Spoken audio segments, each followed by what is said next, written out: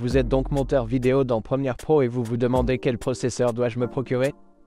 Dois-je opter pour Intel? Qu'en est-il de Ryzen, Threadripper, Xeon ou des générations précédentes? Comment savez-vous? Il y a tellement de questions, mais j'en ai testé quelques-unes. Cette vidéo est sponsorisée par Motion Array. Découvrez-les dans la description de la vidéo ci-dessous ou apprenez-en davantage plus tard dans cette vidéo.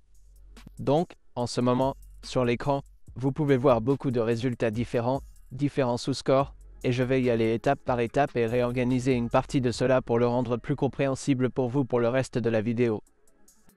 Mais je veux juste tout exposer. Donc si vous voulez creuser un peu plus, vous pouvez le faire ici. Mais cela ne racontera pas toute l'histoire. Vous pouvez voir le score global étendu et standard, et il donne une idée du score global. Mais cela n'est peut-être pas pertinent pour votre flux de travail, et je vais vous expliquer dans une minute. Mais avant cela, je dois vous parler de notre méthode de test, ce qui signifie que j'ai fait ces tests plus de 5 fois, et c'est une moyenne calculée de cela.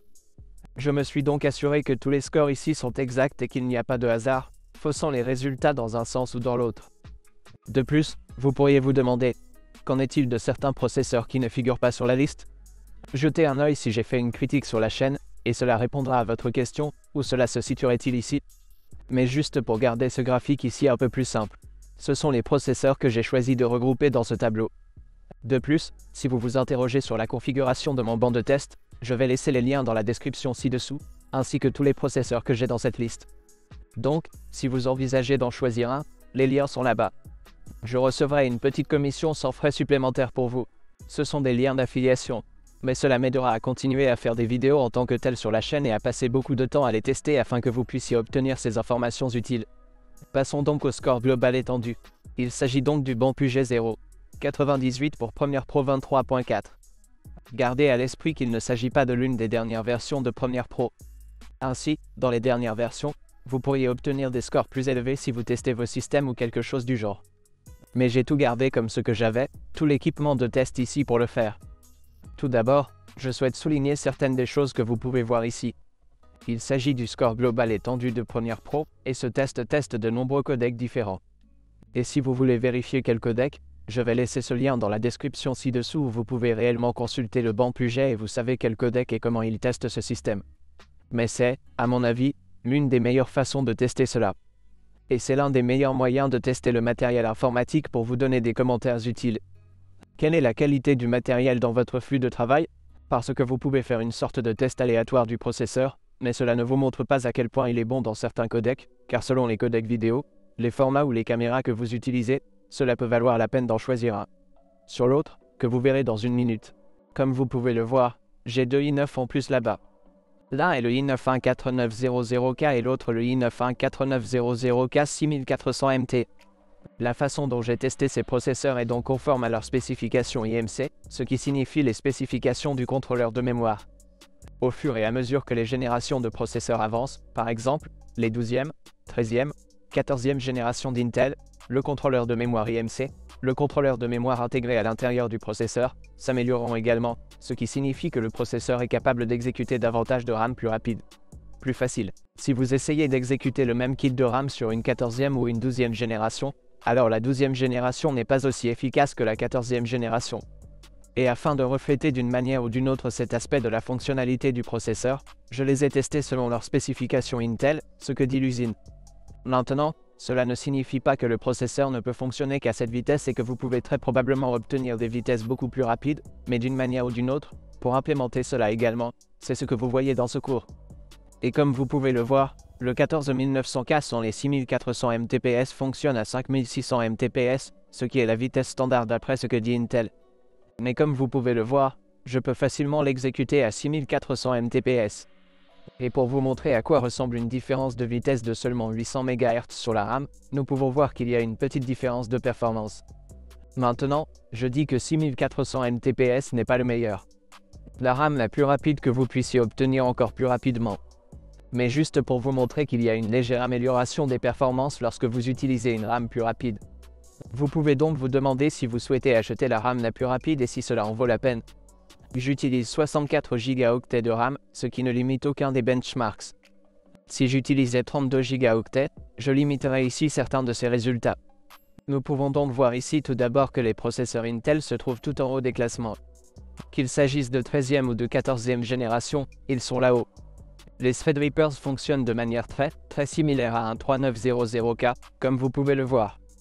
Donc tout en haut des graphiques, un 3900K et un 4900K. Mais le 64 MTPS est encore quelques pourcents plus rapide, environ 3 à 4% plus rapide. Un 3900K et Threadripper 7970X ont à peu près les mêmes résultats dans les scores globaux. Donc, d'une certaine manière, il semble que vous puissiez économiser beaucoup d'argent si vous voulez simplement le meilleur processeur pour Premiere Pro. Comme vous pouvez le constater, le 13900K. Mais encore une fois, continuez à regarder la vidéo car vous verrez que ce n'est peut-être pas le cas pour votre flux de travail. Fait intéressant, les processeurs Ryzen 7950X ou Ryzen 7000 sont en quelque sorte plus bas. Le 7950X se situe en quelque sorte au milieu du peloton, légèrement plus rapide que le 12900K et un peu plus lent que le 13700K. Et là, vous pouvez également voir la différence entre un 2900K et un 3700K. Il existe également une différence dans la vitesse de la mémoire. Et c'est pourquoi le 13700K est un peu plus rapide. Si nous exécutons la même vitesse de RAM que le 12900K peut ou non exécuter, vous les obtiendrez un peu plus égales. Mais juste pour montrer que vous pouvez obtenir des vitesses encore plus rapides, ce qui signifie que les processeurs haut de gamme ou les nouvelles générations de processeurs peuvent obtenir des vitesses encore plus rapides.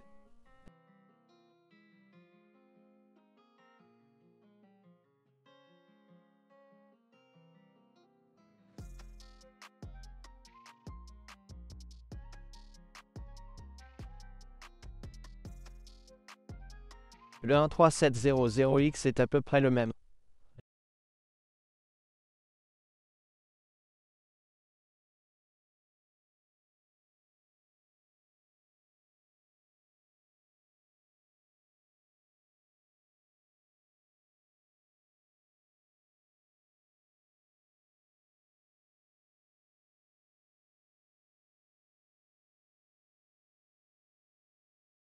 Il s'agit d'un abonnement basé sur des frais uniques et des téléchargements illimités à utiliser à tout moment et n'importe quoi. Fini les grèves pour atteinte aux droits d'auteur et tranquillité d'esprit. Leur site web est extrêmement simple à utiliser. Vous trouverez exactement ce que vous cherchez. Essayez-le et vous saurez de quoi je parle. Mais maintenant, ils ont même des extensions disponibles pour les logiciels Adobe. Obtenez donc tous les éléments du logiciel sans même quitter votre éditeur. Si vous n'êtes pas sûr de Motion Array, consultez leurs centaines d'actifs gratuits via les liens dans la description ci-dessous. Et si vous souscrivez au forfait annuel, les liens ci-dessous vous offriront une réduction supplémentaire de 50$. Alors allez découvrir Motion Array via les liens dans la description ci-dessous. Merci encore, Motion Array d'avoir sponsorisé cette vidéo. Maintenant, dans le score global standard, ce qui signifie que nous n'utilisons pas tous les codecs, mais peut-être juste les codecs les plus courants et non les hautes résolutions et les codecs plus complexes qui, vous savez, peuvent être utilisés. Peut-être que certains directeurs de photographie ou éditeurs de cinéma ou de vidéos commerciales pourraient l'utiliser. Cela ressemble davantage à ce que nous utilisons pour le consommateur ordinaire ou le créateur de cinéma ordinaire, si cela a du sens. Les résultats sont similaires. Désormais, les processeurs Ryzen sont en fait un peu plus élevés que certains processeurs Intel, ce qui est intéressant. Les avantages de Threadripper sont encore une fois un peu plus élevés qu'auparavant. Intel Xeon est à peu près le même, mais le pack intermédiaire est très puissant. Et il n'y a pas beaucoup de différence entre le Threadripper Pro du milieu arrière, par exemple le 5995WX, et le meilleur. Il y en a environ 15%. Alors très lentement, ça monte petit à petit. Si vous regardez le meilleur des Ryzen 9 7950X et 4900K, vous pouvez voir qu'il y a une différence d'environ 10 à 12% dans ses performances. Ainsi, Intel obtient actuellement de meilleurs résultats globaux que Ryzen.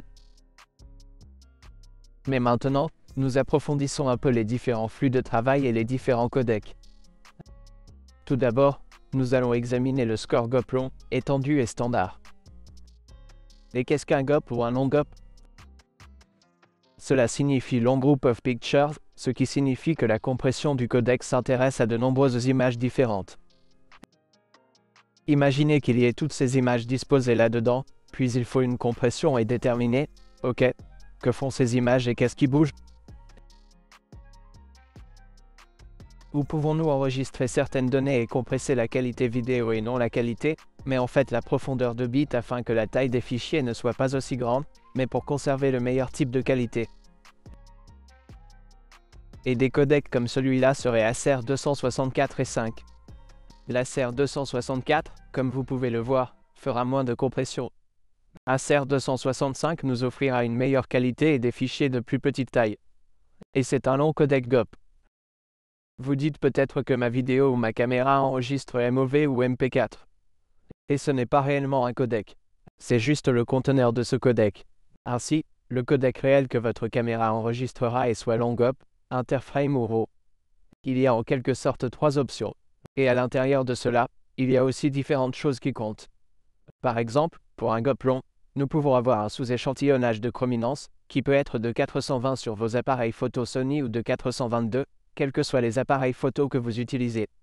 Mais pour les appareils photo Sony, vous pouvez facilement voir que XAVCS et que vous avez 10 bits, vous avez un nombre de 150 M, ce qui correspond à des mégabits par seconde. Et puis il vous indique le débit binaire, qui est le maximum. C'est-à-dire 10 bits ou 8 bits. Et puis le sous-échantillonnage de chrominance, qui est de 422 ou 420. Donc tout cela est en fait, c'est long GOP parce que vous allez enregistrer un Acer 264 ou 5. Et c'est le taux de compression, la façon dont le codec vidéo est créé.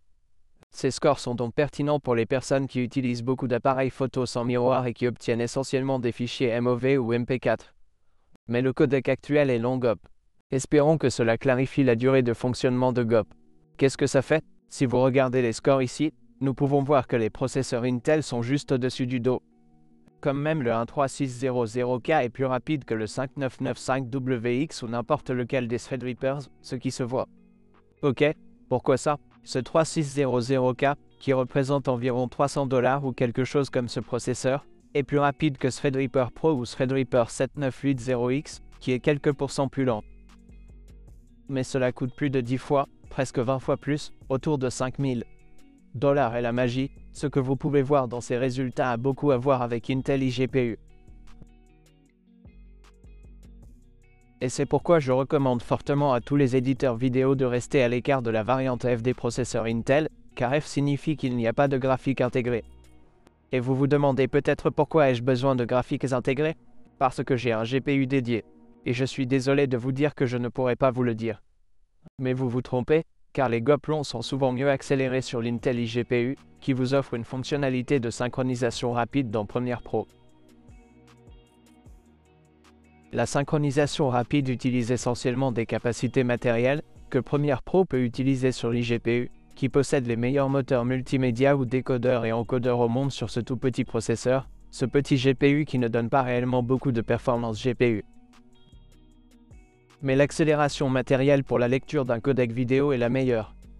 Ainsi, lorsque vous travaillez sur votre chronologie avec les images de votre caméra sans miroir, la fluidité de la chronologie sera la plus fluide avec les processeurs Intel, simplement parce qu'ils sont capables d'accélérer matériellement cela plutôt que d'utiliser les cœurs du processeur et le processeur devient très chaud et consommant beaucoup d'énergie ainsi que juste des performances. L'iGPU vous offre une synchronisation rapide, ce qui rend votre édition bien meilleure, surtout si vous utilisez des codecs 10 bits 422, H265, qui seront accélérés sur Intel et ne sont pris en charge sur aucune autre plateforme. Et c'est pourquoi Ryzen et Threadripper ne fonctionnent pas aussi bien. Comme vous pouvez le voir, le 12600K est meilleur que n'importe quel Ryzen 9 7950X, ce qui est bien plus. Et aucun des processeurs Ryzen présents ne semble être aussi performant car ils doivent utiliser de gros cœurs de performance pour analyser ces données, où Intel disposera d'une sorte de petite accélération matérielle et GPU très dédiée et intelligente qui le fera. Encoder et décoder ces images beaucoup plus simplement. Et c'est pourquoi vous pouvez voir dans les scores étendus que le 4900K avec 6400 mégatransferts par seconde est 28% plus rapide que le Ryzen 9 7950X. Eh bien, en fait, le Ryzen 7950X est environ 28% plus lent, ce qui représente un progrès considérable en termes de performance. Maintenant, j'ai également mis les scores standards de côté. Et là, vous pouvez voir que certains Threadrippers fonctionnent assez bien lorsque nous n'utilisons pas la haute résolution, car peu de gens utilisent le 8K H265, par exemple le 4.0, qui sera également accéléré là-bas. Mais vous pouvez voir une petite différence entre les scores étendus et standards. Et quelle serait la différence? Parce que vous n'utilisez peut-être pas certains des codecs étendus testés ici, et que le vôtre pourrait être le score standard. J'espère donc que cela vous sera utile. Donc, si vous utilisez un codec GOP long, H264, H265 pour un appareil photo sans miroir. Disons que vous réalisez des films de mariage, ou même du vlogging ou de la création YouTube ou même des publicités, ils utilisent toujours ces codecs. Cela vaut peut-être la peine d'utiliser certains processeurs Intel, car il s'agit d'une très bonne option et d'une option rentable pour vous. Maintenant, devriez-vous opter pour la 13e ou la 14e génération? Cela dépend beaucoup du prix. Jetez un œil à la différence de performance. Et quel que soit le meilleur rapport qualité-prix, procurez-vous celui-là. Rendez-vous donc sur les liens dans la description ci-dessous. Découvrez le 4900K, par exemple, et le 3900K et voyez quelle est la différence de prix, car parfois la génération précédente est en réalité plus chère que la nouvelle. Alors ne tombez pas dans ce piège. Et si vous vous demandez quelles autres spécifications de PC assembler et quels autres types de versions de PC réaliser, vous trouverez des guides de construction de PC dans la description ci-dessous. Même si vous n'avez jamais construit de PC auparavant, je vous expliquerai tout ci-dessous et il y aura quelque chose pour vous en fonction de votre budget. Désormais, le long hop n'est pas le seul codec. Passons au score intraframe. Et ne le confondez pas avec l'interframe, car l'interframe est souvent appelé long hop. C'est intraframe. Alors, qu'est-ce qu'un codec intraframe? Le codec intraframe le plus courant dont vous avez probablement entendu parler est ProRes. Et intraframe signifie essentiellement que chacune des images de la vidéo est capturée individuellement. Ainsi, le codec examine simplement toutes les images différentes. Hero est très similaire, mais c'est ProRes. Sur votre appareil photo Sony, par exemple, lorsque vous regardez certains des codecs que vous pouvez filmer, alors lorsqu'il s'agit de XAVS 4K, cela signifie intra-image.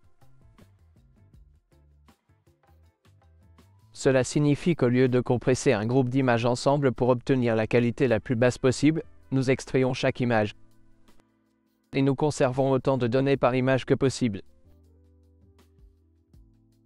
C'est pourquoi on l'appelle parfois aussi All-I ou All-Intra. Ainsi, différentes caméras peuvent l'appeler légèrement différemment, mais l'essence est fondamentalement la même. Que vous filmiez en All-I ou XAVS 4K sur les appareils photo Sony ou en ProRes à partir de n'importe quel appareil photo, il s'agit essentiellement d'un codec très similaire. Et l'avantage de ce codec est qu'il est beaucoup plus facile à lire pour le matériel informatique, car il est beaucoup plus facile de lire simplement un groupe d'images plutôt que de vérifier un long hop, car si vous voulez une certaine partie de la vidéo, l'ordinateur lui-même doit examiner un grand groupe de vidéos pour déterminer quelle est exactement cette image.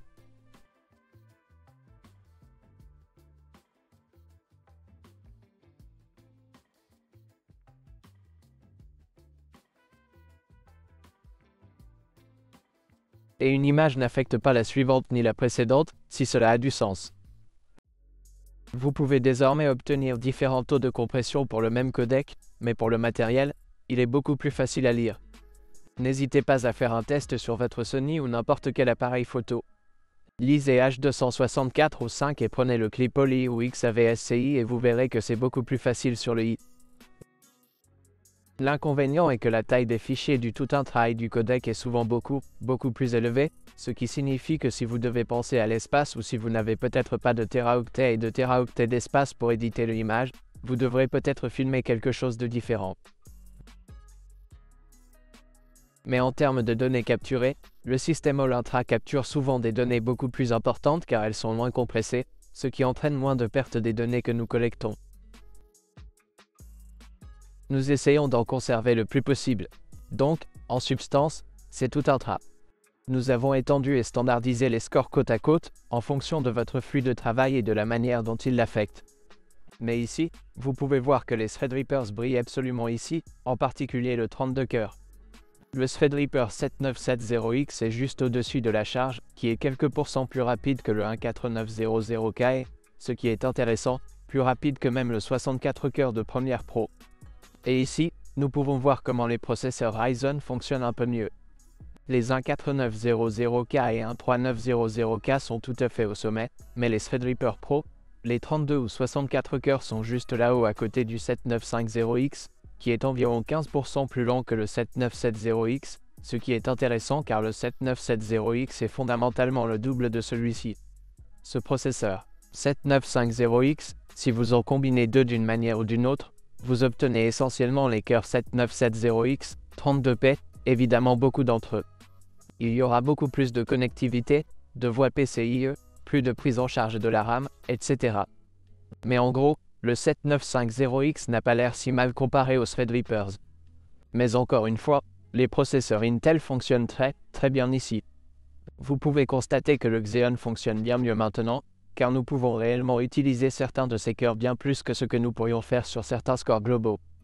Mais ici, sur les scores interframe, vous pouvez voir que Ryzen s'améliore. Intel est toujours là. Le meilleur est évidemment le Threadripper, mais Ryzen n'est pas mauvais. Je dirais que le 13900K et le 14900K sont toujours de bonnes options, simplement parce que si vous regardez le prix actuel au moment où je fais la vidéo, le 14900K est au même prix que le 7950X. On a donc l'impression d'obtenir plus d'argent ou plus de performance pour le même coût, notamment parce que la plateforme Intel est également moins chère que la plateforme Ryzen. Donc, si votre flux de travail implique de nombreux codecs interframe, comme travailler avec ProRes, par exemple, alors c'est le score le plus important de tout cela.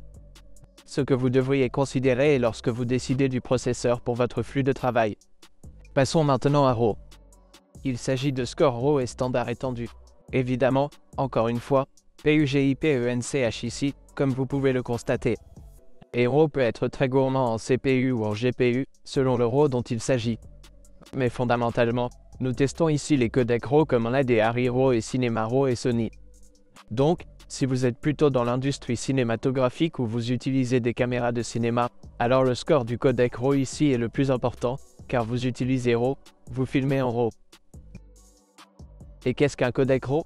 Le codec RAW est très bien expliqué comme s'il s'agissait d'une photo RAW, ce que vous prendriez, vous savez, disons, au lieu de prendre une photo au format JPEG, où votre image est essentiellement intégrée, la photo RAW capture autant de données que possible dans une seule photo. Vous savez, vous pouvez ajuster les hautes lumières et les ombres et cela capture beaucoup plus de plages dynamiques, etc. Il y a beaucoup plus d'informations dans le RAW qui sont capturées. Et comme c'est RAW, une vidéo RAW est essentiellement composée de photos RAW, mais d'une certaine manière, elle contient beaucoup d'images. Une vidéo RAW n'est souvent pas capturée dans le format final. Si vous regardez la vidéo RAW, elle est souvent beaucoup plus plate que ce que nous verrions, vous savez, en termes de contraste, de saturation, etc. Cela semble donc très gris et plutôt peu attrayant. Mais l'avantage de ce RAW est qu'il y a beaucoup de flexibilité quant à ce que vous pouvez en faire en post-production. Ainsi, lors de la prise de vue en RAW, Blackmagic RAW, Arri RAW, Red RAW, la taille des fichiers est bien plus grande, voire plusieurs fois plus grande. Et vous capturez toutes ces informations pour les manipuler plus tard en termes de couleurs, en termes de reflets, en termes d'autres effets ou des choses comme ça. Donc, si vous cherchez des choses que vous aimeriez y mettre ou à quoi vous aimeriez que la chose finale ressemble, parfois sur le plateau, vous ne le savez peut-être même pas. Eh bien, vous devriez le savoir, mais vous pourriez décider plus tard de changer la balance des blancs, de changer l'exposition ou quelque chose comme ça, ou si vous avez fait une erreur lors de la prise de vue, vous ne pourrez pas la changer autant sur un H264 ou un Goplon, essentiellement un codec, mais dans un RAW où vous pourrez en modifier beaucoup plus tard.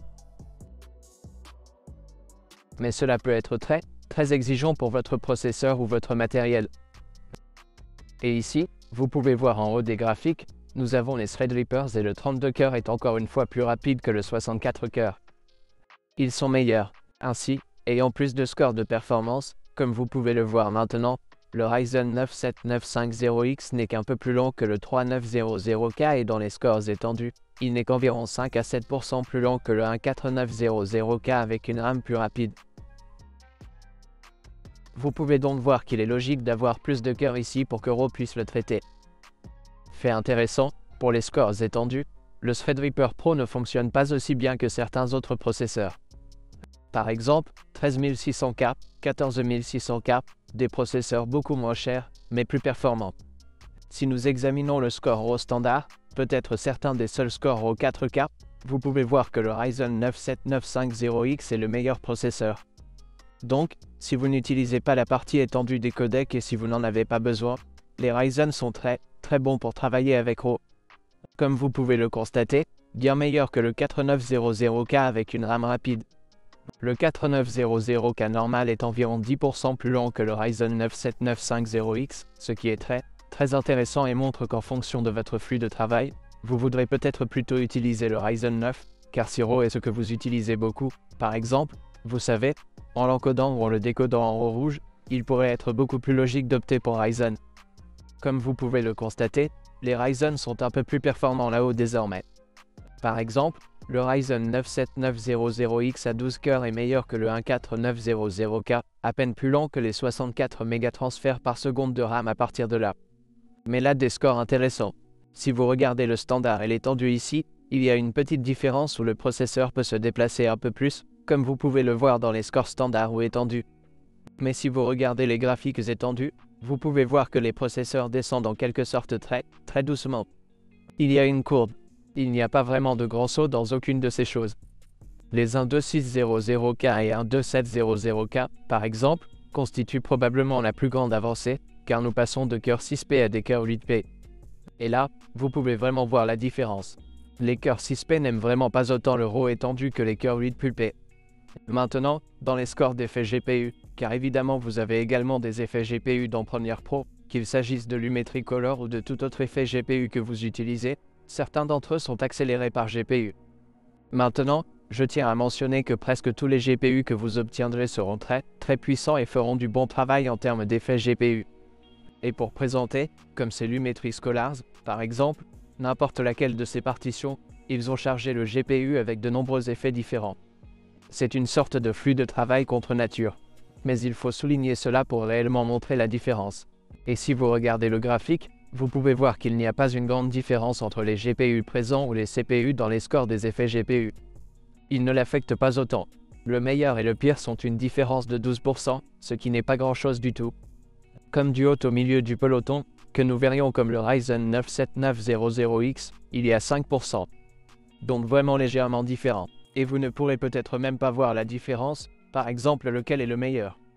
Je dirais donc que pour les effets GPU, vous n'avez pas vraiment à vous soucier du processeur dont vous disposez. N'importe lequel des processeurs conviendra à ce que vous faites là-bas. Mais si vous recherchez le meilleur, comme vous pouvez le constater dans les scores étendus, nous avons le 14900K. Mais il est intéressant de noter que dans les scores standards, le 14900K avec 6400 MTSRM est environ 10% plus long que le Ryzen 9 7950X, ce qui est intéressant. Ayant les effets GPU dans certains des scores standards comme le brut et autres, les Ryzen fonctionnent mieux. Mais un 4900K est en quelque sorte au sommet des graphiques, il existe encore une fois une bonne option. Certains des autres processeurs dont vous pourriez parler, qu'en est-il des puces Ryzen X 3D avec un cache V supplémentaire?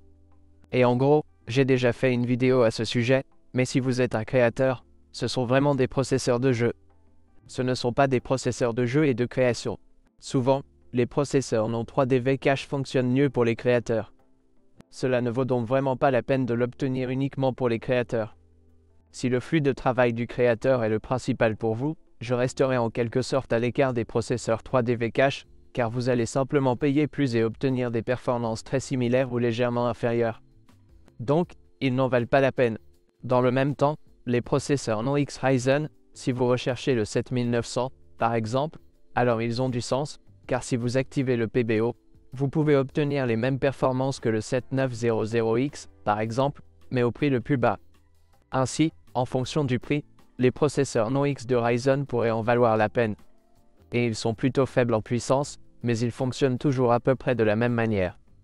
Comme Variant X, si vous activez simplement le PBO ici.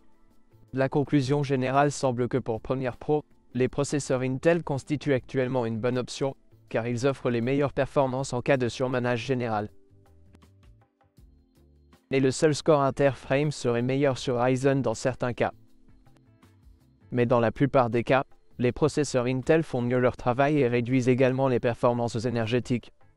Donc, si vous recherchez une consommation d'énergie et que cela pourrait être un peu chaud pour vous, parlons un peu de la consommation électrique. J'ai réalisé une vidéo dédiée complète à ce sujet. Allez voir ça si vous voulez faire ça.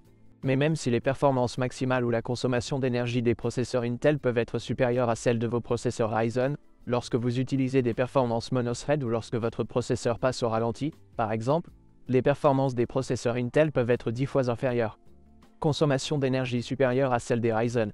Donc, si vous regardez simplement la facture d'électricité de Ryzen par rapport à celle d'Intel, la facture d'électricité d'Intel est en réalité inférieure à celle de Ryzen.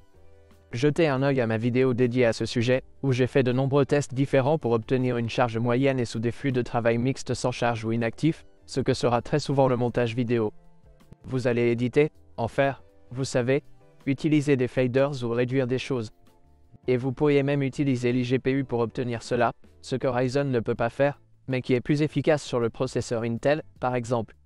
Mais ensuite, lorsque vous déménagez, oh, laissez-moi juste faire des recherches ou aller quelque part sur Chrome et que vous faites certaines choses en même temps, alors Intel est une meilleure option pour cela. Et aussi en raison de l'architecture hybride des processeurs Intel, si vous exportez et éditez en même temps, cela va changer la donne pour vous. Et c'était aussi pour moi. Je suis récemment passé du système Ryzen au 3900K. Et ce que nous avons découvert, c'est que lorsque vous exportez une vidéo, tous les cœurs qui gèrent les tâches en arrière-plan prendront en charge l'exportation et vous disposez toujours de tous les cœurs P libres pour effectuer le montage. Et vraiment, vous ne remarquez aucune différence dans votre flux de travail d'édition s'il est plus lent ou plus rapide sur le système Ryzen. Ce qui s'est passé, c'est qu'il exporte.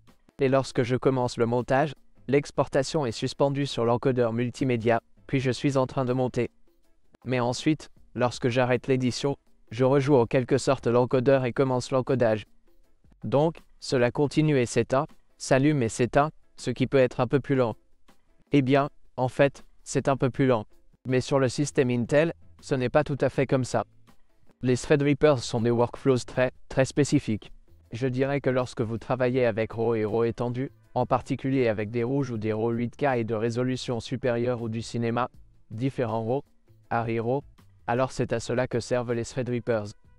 Et pour les gros systèmes, si vous faites beaucoup de cela ou pour les grandes entreprises, les grands studios, ils voudront probablement utiliser les Threadrippers parce qu'ils ont une plus grande capacité, un meilleur support, un meilleur montage, et un meilleur support NVMe, tout ça.